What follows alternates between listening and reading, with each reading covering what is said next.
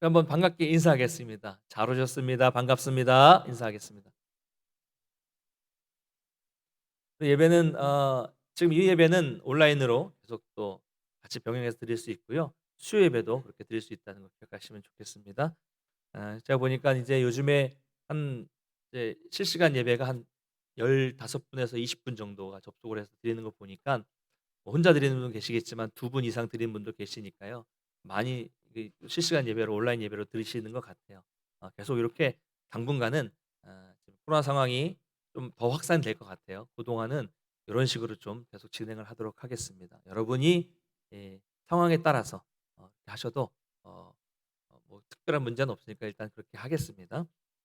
우리가 계속해서 우리는 예수님께서 제자들을 부르시고 10장 처음에 또 그 제자들을 파송하시면서 그들에게 당부하시는 내용들을 쭉 살펴보고 있습니다. 지난 시간에는 전능하신 우리 하나님께서 우리 아버지 하나님께서 아버지로서 우리를 아주 세심하게 살펴보시고 세심하게 지켜주시기 때문에 세상을 두려워하지 말아라라는 말씀을 살펴봤고요.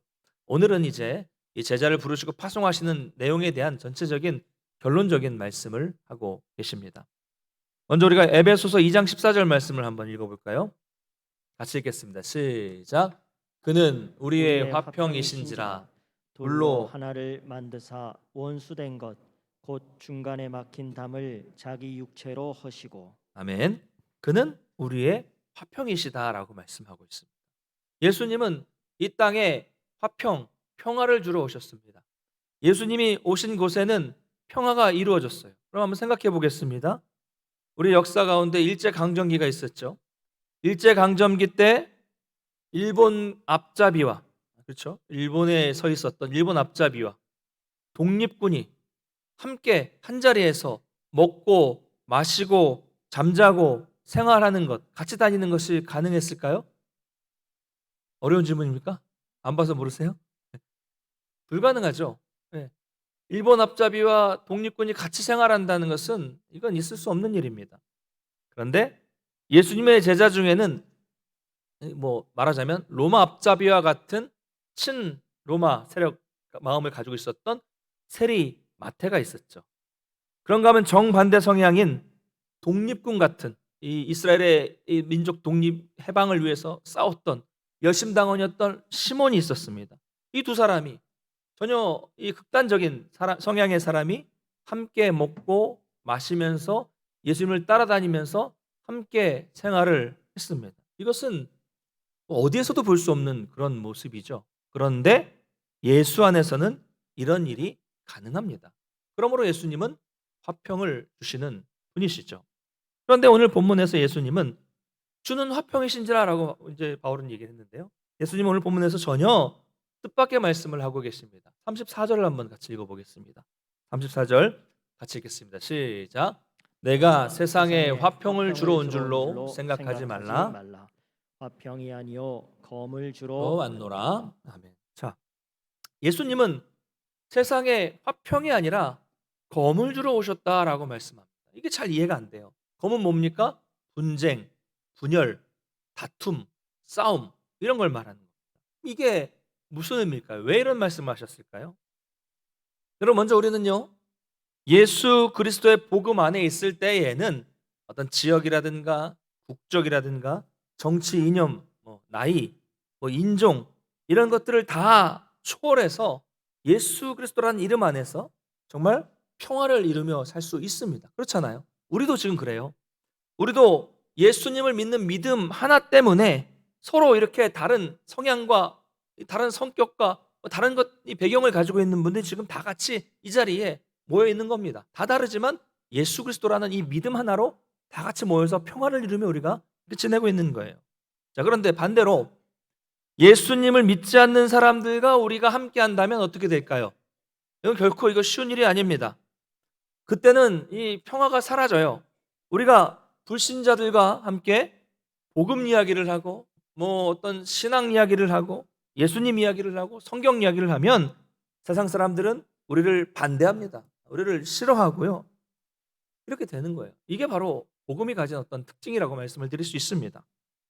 아마도 저보다 여기 계신 어르신들은 더 실감 나실 것 같고 저보다 더 많이 경험해 보셨을 것 같은데요. 저는 이제 저희 아버님이 81년도에 장로가 되셨기 때문에 제가 그때가 1학년이었어요. 그러니까 장로 집안에서 자랐죠. 또 어렸을 때 뭐 신앙생활 할 때 가정의 반대 이런 거를 모르고 자랐습니다. 오히려 교회를 안 가면 혼났죠. 그러니까 교회를 막 혼날까 봐 맞을까 봐 교회를 다녔어요. 저는 반대죠. 그런데 대부분의 주변 사람들 선배, 후배, 동료들, 친구들을 보면 그 당시에 아마 여러분들 시대에는 더 어려웠겠지만 제가 어렸을 때에도 이 교회 다니는 게 이게 결코 이게 쉬운 일이 아니었습니다. 가족의 반대 때문이죠. 가족의 반대. 그러니까 제가 중고등학교를 다니던 시절은 80년대 중후반 때였는데요. 이 교회가 한창 막 부흥을 하고 있었고요. 학생들의 열정이 아주 뜨거웠을 때였습니다. 수련회 때마다 엄청나게 많은 학생들이 막 몰려들었고요. 그 수련회 때마다 놀라운 역사가 나타났었고 매주입니다. 전국의 곳곳에 큰 교회를 중심으로 연합 찬양 집회가 계속 열렸고 저도 말씀드렸지만 저도 특별한 일이 있을 때마다 잠실 주경기장 그 체조 경기장 이런 데서 집회가 있을 때마다 가서 그런 집회들을 참석하고 학생 때 중고등학생 때 뭐 그렇게 중고등학생들과 청년들이 모이게 힘썼던 정말 부흥이 있었던 엄청난 부흥의 시기였어요. 다들 교회 한 번 안 가본 사람 없었고 교회에서 기타 한 번 안 쳐본 사람이 없는 그런 시대였죠. 그런데 이런 상황에서 종종 들려오는 소식들이 있었습니다. 교회 간다고 누구 뭐 중3 누가 집에서 아버지한테 매를 맞았다. 그래서 교회 못 나온다 이제. 또 어떤 여학생은 아버지가 가위로 그 긴 머리를 다 자르고 외출을 금지시켰다. 네, 이런 이야기죠. 처음 들어보십니까? 안동은 안 그랬나 봐요. 예. 요즘 이러면 큰일 나죠. 요즘에는 큰일 나죠. 근데 예전에는 이런 일들이 종종 있었습니다. 그런데도 그런 반대를 매를 맞고 막 머리가 잘려도 그 반대를 뚫고 또 교회를 나와요. 놀랐어요. 그 여학생이 머리를 이렇게 모자를 쓰고 머리를 묶고 막 티 안 나게 교회를 왔더라고요. 놀랍니다. 대단합니다. 대단하죠. 여러분도 대단하셨겠죠. 예, 아마 제가 볼 때는 모르긴 몰라도 안동은 더 그런 부분에서는 더 보수적이고 더 심했을 거라고 생각이 듭니다. 자, 그런가 하면 제사를 지내는 과정에서 혼자 신앙생활을 하면서 제사 때문에 생기는 불화도 많았었고요. 아직도 이런 어려움이 있는 분들도 계십니다. 또 요즘에도 제가 이제 잘 믿는 성도의 가정에 장례가 생겨서 교회에서 주관해 달라고 해서 가면 간혹 이제 가서 장례를 어떻게 할지가 정리가 안 돼서 목사가 이제 주관하고 예배를 드리러 갔는데 신앙이 다른 가족들 간에 감정적인 싸움이 생기는 경우도 봤습니다.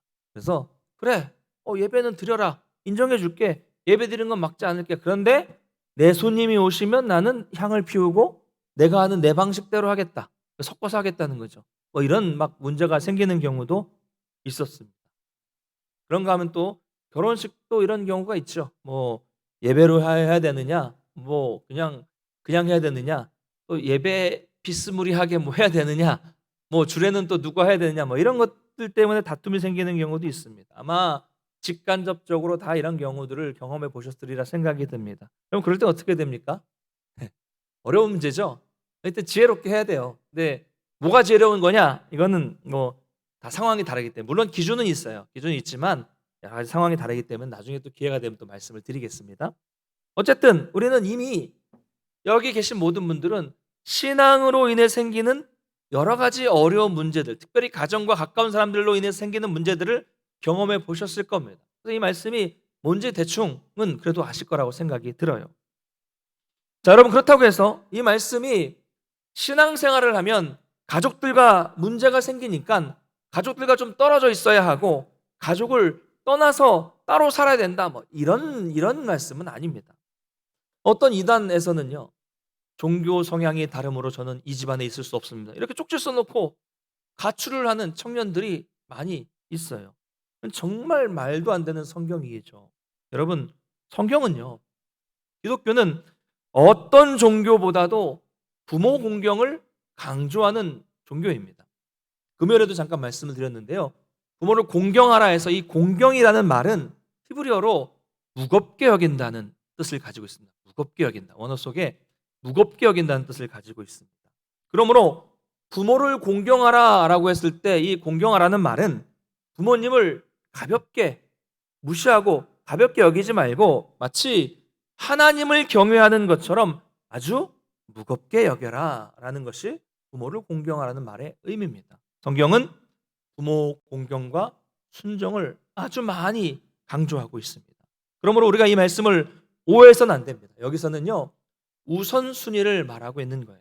그러니까 복음을 위해서 가족과 불화해라 이렇게 말하는 게 아니라 이 불화와 어려움이 생기는 것은 이건 필연적으로 생기는 거니까 이런 일이 있을 거니까 이런 일 때문에 신앙과 예수님을 사랑하는 것을 뒤로 미뤄서는 안 된다라는 우선순위에 대해서 말씀하고 있는 겁니다. 자, 여러분 그렇다면 앞에서 예수님은 주는 화평이신지라 화평을 주는 분이라고 말씀했는데요. 왜 주님은 화평이신데 이런 분쟁과 이런 불화가 생기는 것일까요?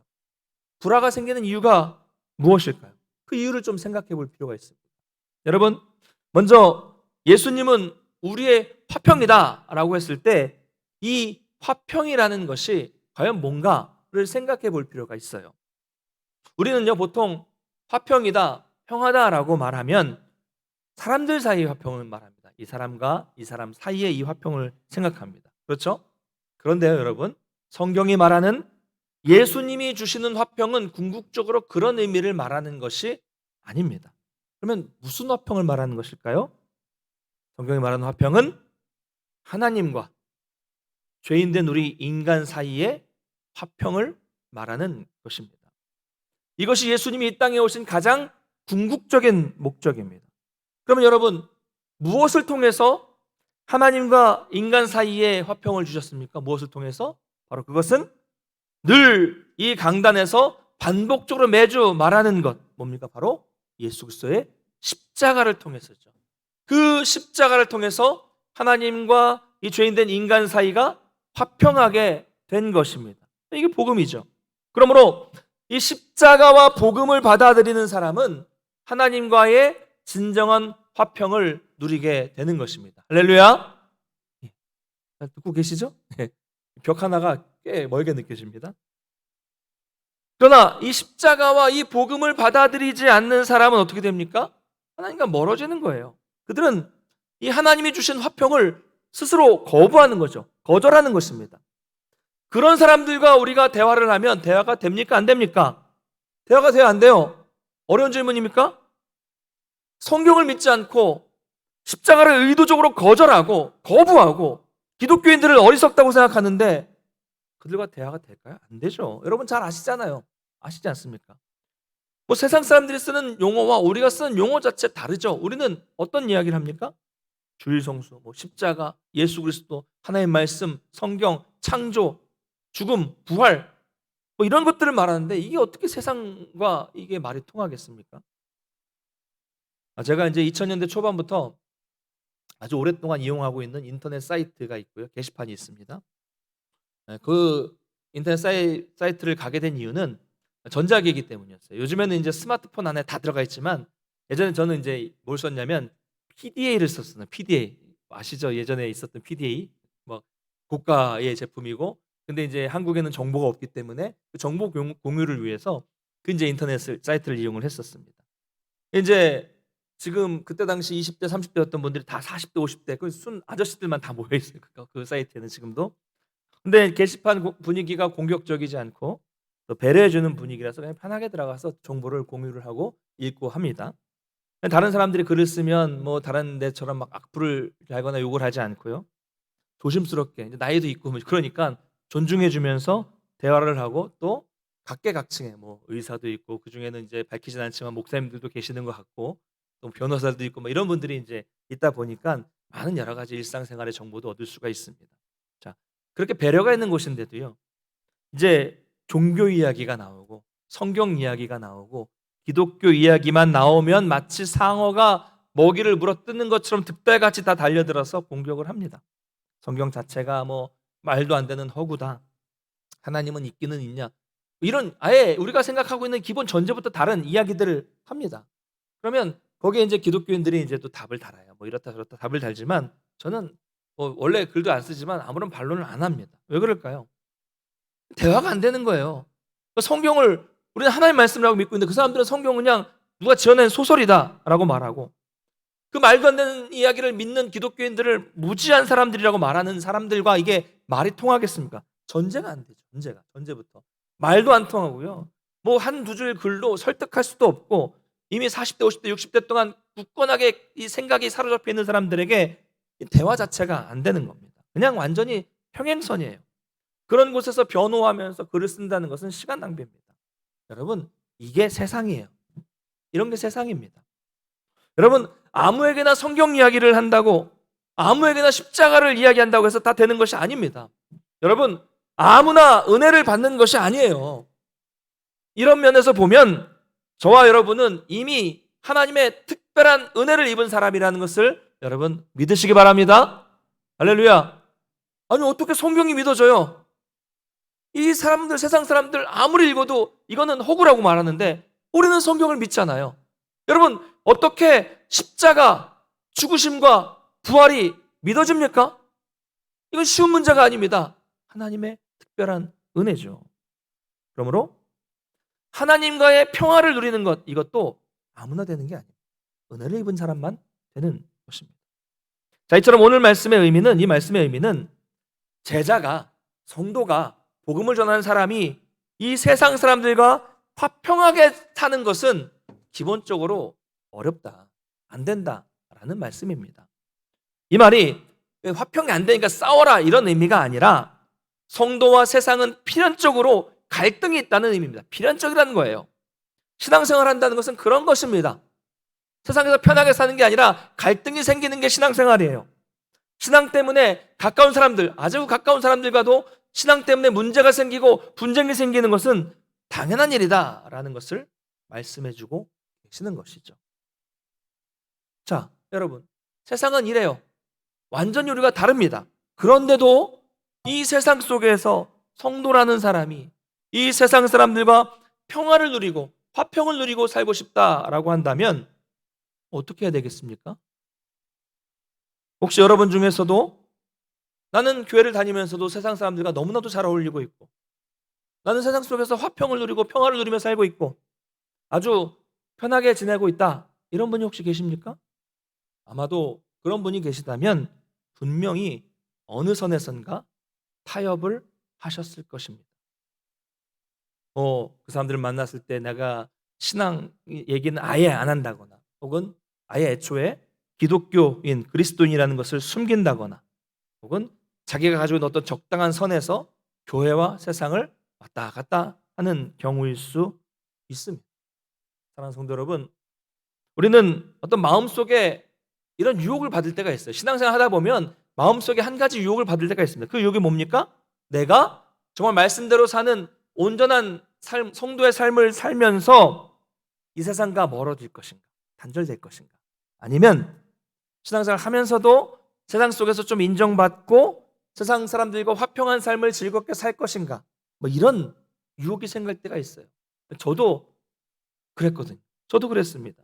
세상에서 오랫동안 방황을 하다가 하나님께서 부어주신 특별한 은혜를 경험했을 때 순간 감사하는 마음으로 그래, 내가 주님을 위해 살겠습니다, 딱 돌았으면 얼마나 좋았겠어요. 그런데 은혜를 분명히 주시는데 순간적인 생각, 고민, 유혹, 생각이 있었어요.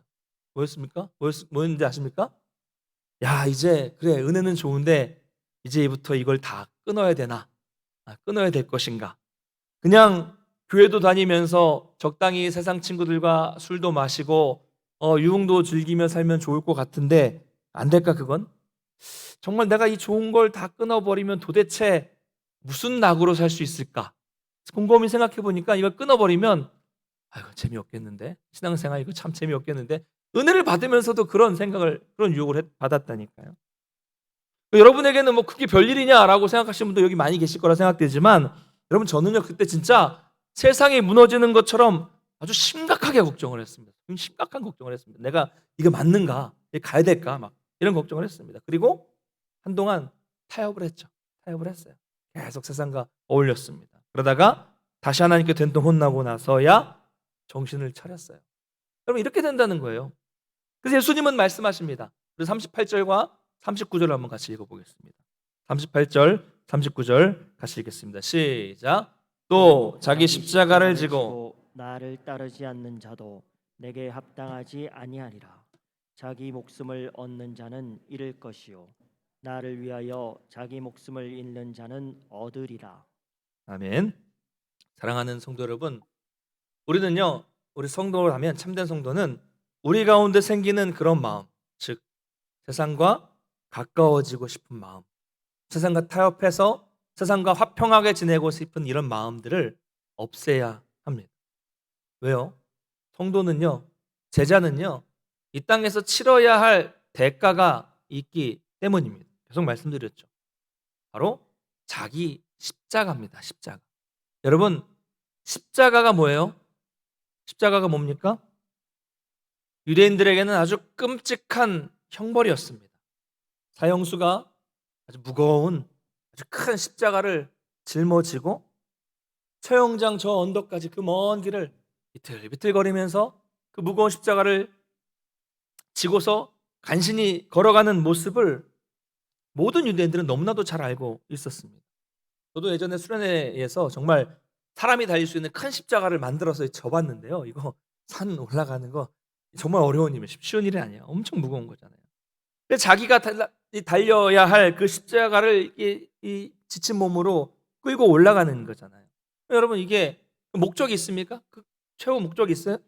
처형장 동상 꼭대기까지 끌고 가면 끝납니까? 우리가 무거운 짐 들고 가다가 집까지 딱 가면 이제 끝났다. 쉬자. 이럴 수 있지만 이 사형수가 십자가를 끌고 올라가서 목적지까지 다 왔으니까 좀 쉬어야지. 이거 아니잖아요.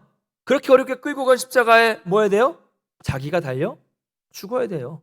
자기가 죽을 십자가를 끌고 가는 겁니다. 그러니 그것을 끌고 가고 싶었겠습니까? 십자가는 그런 것입니다. 이처럼 우리가 제자로 사는 길, 성도로 사는 길은 이런 무거운 십자가를 짊어지고 가는 것과 같다라고 예수님은 말씀하는 거예요. 얼마나 힘들까요? 복음 때문에, 예수님 때문에 굳이 짊어지지 않아도 될 십자가를 짊어지고 사는 것이 바로 성도의 삶입니다. 예수 믿으면 더 행복해지고, 예수 믿으면 더 고통도 없어지고, 예수 믿으면 평안하게 살 수 있고, 예수 믿으면 늘 기쁨이 넘칠 것이라고 기대하는 것은 십자가 없는 삶입니다. 이거 착각이죠. 보십시오. 성경 오늘 본문도 보시고 어떤 성경을 보시든 간에 예수님은 그런 말씀 하신 적이 없습니다. 여러분 성경은 예수 믿어지면 평안해지고 예수 믿으면 행복해지고 예수 믿으면 늘 기쁨만 넘친다 이런 말씀을 한 적이 한 번도 없어요. 우리는 우리 신앙생활을 함으로써 생기는 고난, 우리가 가지고 있는 이 신앙 때문에 생기는 감당해야 될 손해를 감수해야 됩니다. 이게 십자가예요. 이게 십자가입니다. 사랑하는 성도 여러분, 이처럼 성도에게는 타협할 수 없는 부분이 있습니다. 본질적이지 않은 부분에 있어서 얼마든지 세상과 타협할 수 있어요. 그러나 본질은 절대로 타협할 수 없죠. 우리가 세상과 화목해지고 싶어지면 그 순간 타협을 하게 돼요. 그리고 타협을 하게 되면 그 순간 하나님과 멀어지게 되어 있습니다. 그건 영적 원리입니다. 기억하십시오. 제자는, 성도는 다 대가가 있습니다. 희생이 있습니다. 십자가가 있어요. 물론 그것이 힘겨울 수 있지만, 힘겹겠지만 거기에는 고난만 있는 것이 아니에요. 하나님이 주시는 어떤 우리가 경험해 보셨잖아요. 말로 경험할 수 없는 엄청난 영광이 있고 풍성한 그 놀라운 기쁨이 있기 때문에 우리는 힘들어도 이 길을 걸어갈 수 있다는 사실을 믿으시기 바랍니다. 할렐루야. 이어서 마지막으로 예수님은 40절부터 42절까지 결론적인 말씀으로 제자들에게 주어진 어떤 특권을 말씀하십니다. 제자에게는 늘 십자가만 있는 것이 아니라 특별한 은혜가 있다라는 것입니다. 우리 40절 말씀을 한번 같이 읽어보겠습니다. 40절 같이 읽겠습니다. 시작. 너희를 영접하는 자는 나를 영접하는 것이요 나를 영접하는 자는 나를 보내신 이를 영접하는 것이니라. 아멘. 보십시오. 이 말은요 엄청난 축복의 말씀입니다. 예수님을 따르는 우리들, 복음을 전하는 우리를 예수님처럼 또 하나님처럼 높여주고 계시는 것이죠. 그러니까 제자를 영접하는 자는, 복음 전하는 사람을 영접하는 자는 예수님을 영접하는 것이고, 또 그것은 바로 하나님을 영접했다라는 것이죠. 엄청난 영광 아닙니까? 그러니까 제자를 영접하는 사람들은 하나님을 영접한 것과 똑같기 때문에 하나님께서 그들에게 복을 약속해 주시겠다라는 이 보장을, 약속을 해 주시는 거예요. 특별히 오늘 본문에 보면 42절에는요 작은 자라는 표현이 나타나고 있습니다. 이 작은 자는 이 앞에 있는 41절에 나와 있는 어떤 선지자, 의인보다 더 작은 자를 말하는 것입니다. 선지자, 의인, 복음 전하는 선지자, 복음 전하는 의인, 높은 사람들이잖아요. 근데 더 작은 자를 말하는 거예요. 그러므로 작은 자는 세상을 향해서 복음을 전하는 제자들, 또 그런 우리 같은 이 복음을 전하는 성도들을 말하는 겁니다. 그렇죠? 선지자, 의인은 좀 어떻게 보면 큰 사람들이잖아요. 근데 선지자나 의인들뿐만이 아니라 그 어떤 작은 자라고 할지라도 예수님은 그 사람이 복음을 전하는 사람이라면 선지자처럼 의인처럼 다 똑같이 대우해 주신다, 똑같이 생각해 주신다, 그런 의미를 가지고 있는 것입니다. 그리고 그 아주 작은 자, 아주 보잘것없는 어떤 제자 한 사람, 그 보잘것없는 목회자, 복음 전하는 한 사람에게 냉수와 같이 아주 사소한 거, 물 한 잔, 커피 한 잔, 이 사소한 것 하나라도 대접해 주는 사람은 결코 하나님이 잊지 않으시고 다 기억하시고 그 사람에게, 그 작은 자에게 한 것은 하나님에게 한 것이기 때문에 보상을 주신다라는 것이 바로 오늘 이 결론의 말씀입니다. 사랑하는 성도 여러분, 오늘 이 말씀을 기억하시면서 이 말씀대로 여러분 주변에 있는 복음을 전하는 사역자들, 목회자들, 선교사님들, 이런 분들을 여러분 잘 섬기시기를 부탁을 드립니다. 제가 목사로서 섬기라고 하는 게 참 민망한 이야기겠지만 전에 말씀드린 대로요, 여러분 젊은 사람이든 나이가 있는 사람이든 간에 어쨌든 복음을 전하는 사람들은 하나님이 보낸 사람으로 생각하시고 마음을 다해 섬기셔야 됩니다. 그것이 오늘 본문을 보면 보상이 되어 있는, 보장이 되어 있는, 상을 받을 수 있는, 복을 받을 수 있는 비결이라고 예수님이 아주 명확하게 말씀하시는 거예요. 제가 뭐 섬기라고는 말 못하지만 예수님이 말씀하고 있기 때문에 이렇게 말씀을 드리는 겁니다. 또 그뿐만이 아니라 여러분 앞에 세워져 있는 구역장들이라든가 또 교사들이라든가 여러분의 어떤 리더들, 어떤 뭐 장들, 이런 분들을, 또 누구든 간에 복음을 전하는 사람들을 잘 섬기시길 바랍니다. 왜냐하면 오늘 말씀대로 그것은 그 사람을 섬기는 게 아니에요. 그 사람 한 사람을 섬기는 것이 아니라 그것은 바로 그를 보내신 예수님을 섬기고 하나님을 섬기는 것이기 때문에 그렇습니다. 그런 사람들에게는 하나님의 상이 보장되어 있어요. 근데 요즘에는 이 교회가 이런 섬김이라는 것이 많이 사라지고 있습니다. 사랑하는 성도 여러분, 우리는요 서로 섬기는 겁니다. 서로 섬기는 거예요. 목회자도 복음 전하는 사람들도 여러분을 섬기는 거고, 여러분도 목회자들을 섬기는 겁니다. 저도 여러분을 섬기죠. 목사님 뭐 저 밥 한 끼 안 사줘도 왜 이렇게 할 수 있겠지만 뭐 가진 건 없어요. 그래도 여러분께 커피 한 잔 사드릴 수 있고 뭐 국밥 한 그릇 대접할 수 있습니다. 그러나 말씀 사역자는 뭘로 섬기는 거예요? 말씀을 잘 준비해서 정말 영적으로 섬겨드리는 거고요.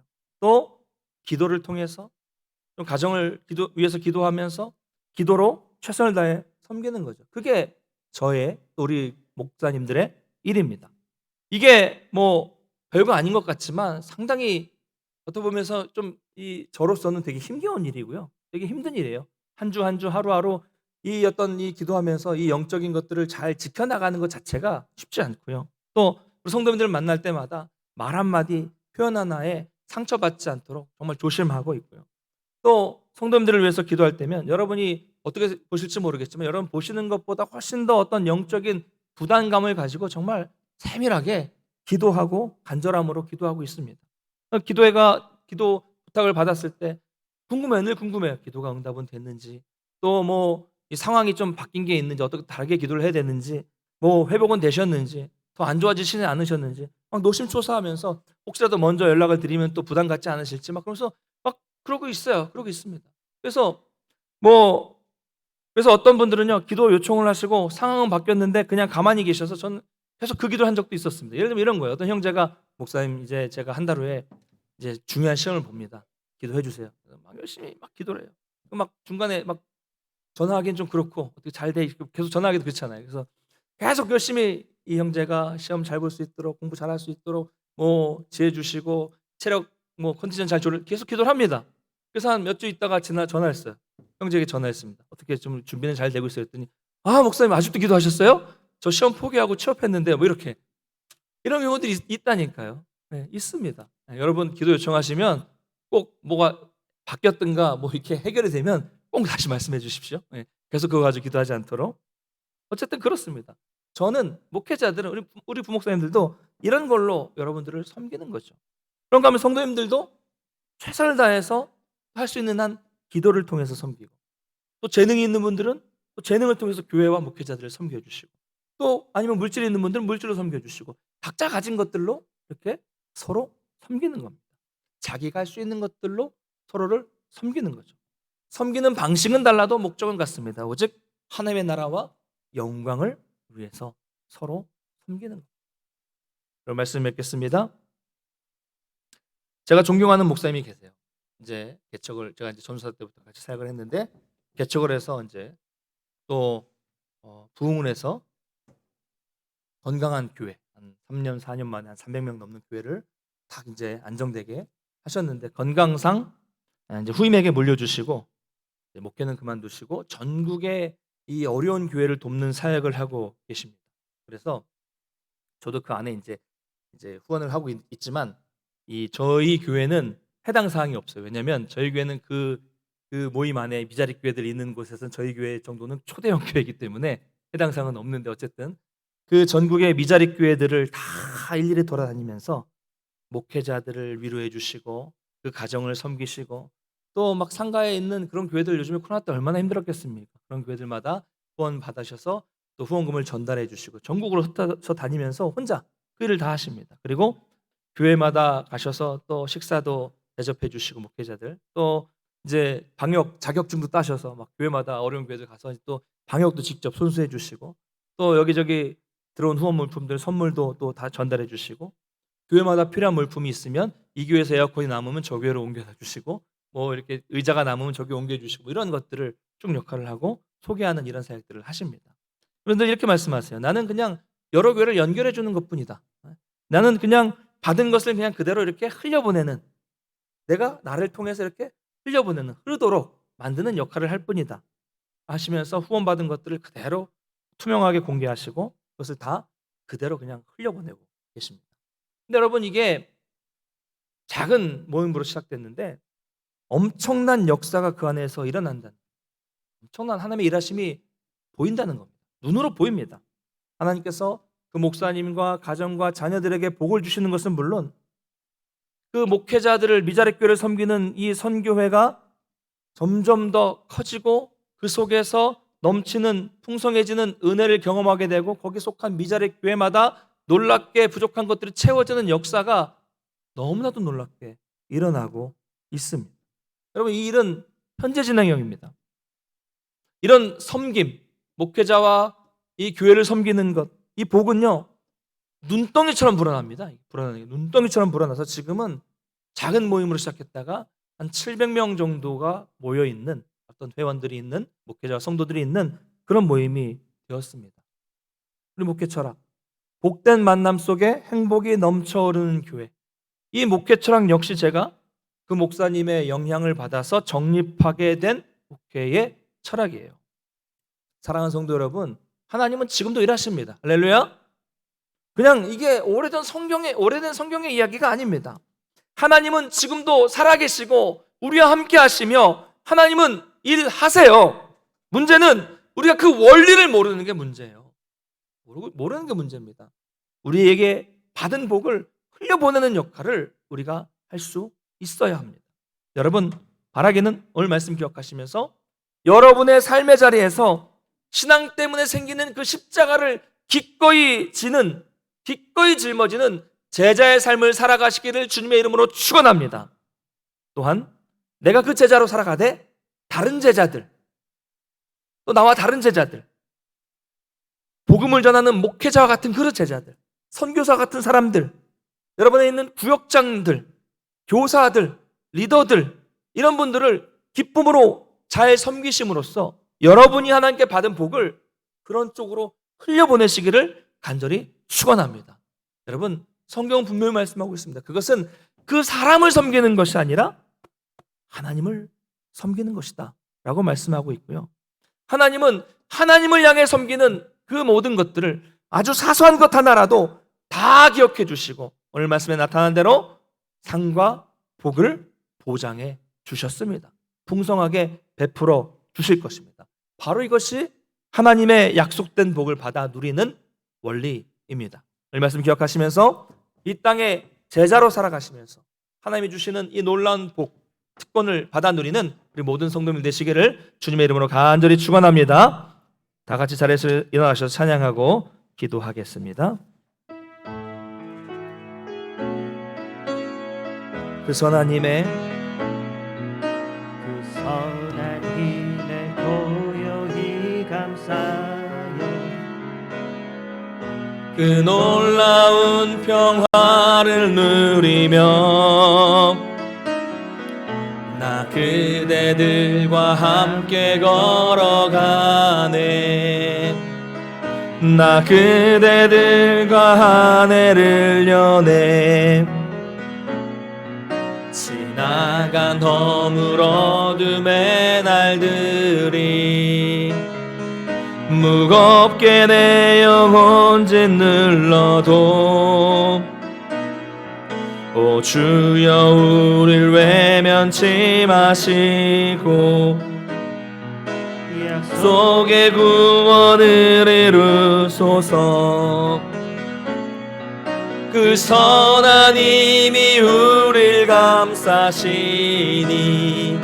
믿음으로 일어나릴 기대하네. 주 언제나 우리와 함께 계셔 하루 또 하루가 늘 새로워. 주께서 밝히신 작은 촛불이 어둠을 헤치고 타오르네. 그 빛에 우리 모두 하나 되어 온 누리에 비추게 하소서. 그 선한 힘이 우릴 감싸시니 믿음으로 일어나릴 기대하네. 주 언제나 우리와 함께 계셔 하루 또 하루가 늘 새로워. 이 고요함이 깊이 번져갈 때 저 가슴 벅찬 노래 들리네. 다시 하나가 되게 이끄소서. 당신의 빛이 빛나는 이 밤 그 선한 힘이 우릴 감싸시니 믿음으로 일어나릴 기대하네. 주 언제나 우리와 함께 계셔 하루 또 하루가 다시 한번 고백합니다. 그 선한 힘이 우리를 감싸시니 그 선한 힘이 우릴 감싸시니 믿음으로 일어나릴 기대하네. 주 언제나 우리와 함께 계셔 하루 또 하루가 늘 새로워. 사랑하는 성도 여러분, 오늘 말씀을 기억하면서 우리가 함께 한 마음으로 기도하기를 원합니다. 우리가 하나님과 화평한 우리가 세상과 화평한 삶을 살기 위해서 세상과 타협하지 않도록 특별히 본질적인 부분에서 타협하지 않는 믿음을 허락해 달라고 간절히 기도했으면 좋겠고요. 우리 이 복음과 십자가를 믿게 하신 그 하나님의 특별한 은혜, 놀라운 은혜에 늘 감사하는 마음으로 살 수 있도록 인도해달라고 기도하겠습니다. 그리고 우리가 이 땅에서 다시 한번 결단했으면 좋겠습니다. 복음 때문에, 신앙 때문에 당해야 되는 십자가가 있는데 그 십자가와 손해를 감수하고도 주님을 따를 수 있는 믿음을 허락해달라고 결단하며 기도했으면 좋겠고요. 그리고 우리가 이 십자가를 지는 제자로 살아가되 또 다른 제자들, 다른 사람들, 복음을 전하는 그런 목회자들이나 선교사들이나 다른 성도들을 진실한 마음으로 섬길 수 있도록 도와주시고 그 하나님께 받은 복을 흘려보내고 그 복을 흘려보내면 말미암아 선한 영향력이 드러날 수 있도록 도와주시고 우리도 더욱더 큰 하나님의 복을 받아 누릴 수 있도록 인도해달라고 기도하겠습니다. 또한 오늘 코로나를 위해서도 기도했으면 좋겠습니다. 코로나 상황이 속히 안정될 수 있도록 붙잡아 주셔서 우리 다시금 일상으로 돌아가고 다시금 예배가 회복되고 다시금 성도의 교제가 회복될 수 있는 은혜를 허락해달라고 오늘 말씀을 기억하시면서 코로나의 회복을 위해서 다 같이 우리가 한 마음으로 기도하며 나가겠습니다. 기도합니다. 사랑의 하나님 아버지, 은혜를 감사를 드립니다. 오늘도 복된 주일을 맞아서 모일 수 있도록 붙잡아 주시고 예배드릴 수 있도록 붙잡아 주시며 또 아버지 우리가 정말 주님이 우리에게 당부하시는 말씀을 들을 수 있도록 인도하시니 감사를 드립니다. 우리가 하나님과 화평하게 되었는데 세상과 화평해지기 위해서 본질적인 부분들을 우리가 내려놓지 않도록 붙잡아 주시고 세상과 타협하지 않는 믿음을 우리 가운데 허락하여 주시옵소서. 정말 복음을 믿게 하고 십자가를 믿게 하신 그 하나님의 놀라운 은혜, 그 특별한 은혜를 기억하며 정말 그 은혜와 사랑에 감사드리는 삶을 살 수 있도록 붙잡아 주시고 우리가 이 땅에서 복음 때문에, 예수님 때문에, 신앙 때문에 감수해야 되는 그 십자가를 능히 감당할 수 있도록 힘주시고 우리가 결단하며 나아갈 수 있는 믿음을 허락해 주시옵소서. 그래서 우리 주변에 또 복음을 전하는 사람들, 목회자들이나 선교사님들이나 또 우리 구역장님들이나 또 이 일들을 감당하는 많은 리더들, 이분들을 정말 진실한 마음으로 섬길 수 있도록 우리에게 더욱더 큰 복을 주시고 그 받은 복을 감사함으로 더 낮은 곳으로 흘려보낼 수 있는 여유와 은혜를 베풀어 주셔서 정말 하나님이 약속해 주신 그 복, 보상을, 상을 받아 누릴 수 있는 은혜를 우리 가운데 허락해 주시옵소서. 하나님, 코로나 상황이 점점 심각해져 가고 있습니다. 정말 속히 안정될 수 있도록 붙잡아 주시고 우리를 불쌍히 여겨주셔서 기도하게 해주시고 하나님 더욱더 의지할 수 있도록 도와주셔서 우리 일상이 회복되고 예배가 회복되고 신앙이 회복될 수 있도록 도와주시고 성도의 교제가 회복될 수 있도록 도와주시고 교회가 회복되게 해주시옵소서. 하나님, 우리를 불쌍히 여겨주셔서 우리 가운데 특별한 은혜를 베풀어 주시옵소서. 하나님, 능력을 베풀어 주시고 하나님께서 역사하시고 함께 해주시옵소서.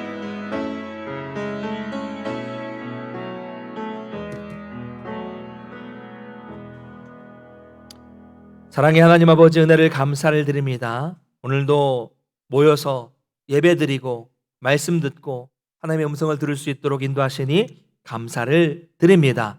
우리가 이 세상에서 세상과 화평한 삶을 살기 위해서 본질적인 부분에서 세상과 타협하지 않는 믿음을 허락하여 주시고 정말 우리에게 특별한 은혜 주셔서 우리가 복음을 믿고 십자가를 믿을 수 있도록 하신 그 은혜에 늘 감사하는 삶을 살아갈 수 있는 우리 모든 성도님들 될 수 있도록 도와주시옵소서.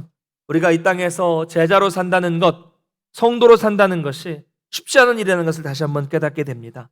우리가 예수님 때문에, 신앙 때문에, 복음 때문에 당해야 되는 어떤 십자가, 손해, 고난을 우리가 감수하고 감당할 수 있도록 도와주셔서 정말 결단하며 주님을 따를 수 있는 참된 제자가 되도록 주님 인도해 주시옵소서. 또 우리 주변에 그 삶으로 또 여러 가지 모습으로 복음을 전하는 사람들이 있습니다. 목회자나 선교사들 뿐만이 아니라 또 각자의 삶의 영역에서 복음을 전하는 많은 성도들, 그분들을 진실한 마음으로 섬길 수 있도록 붙잡아 주시고 하나님께서 우리에게 주셨던 그 많은 복들을 더 낮은 곳으로 흘려보낼 수 있는 은혜를, 여유를 허락하여 주셔서 하나님이 약속해 주신 그 하나님의 상, 하늘의 복을 받아 누릴 수 있는 우리 모든 동문교회의 성도님들 될 수 있도록 주님 도와주시옵소서. 코로나 상황이 점점 더욱 심각해지고 있습니다. 속히 이 상황 안정될 수 있도록 붙잡아 주시고 더욱더 우리가 간절히 기도하며 부르짖을 수 있도록 도와주셔서 우리의 일상이 회복되고 우리의 예배가 회복되고 우리의 삶이 회복되고 우리 교회가 회복될 수 있는 역사를 주님께서 허락하여 주시옵소서.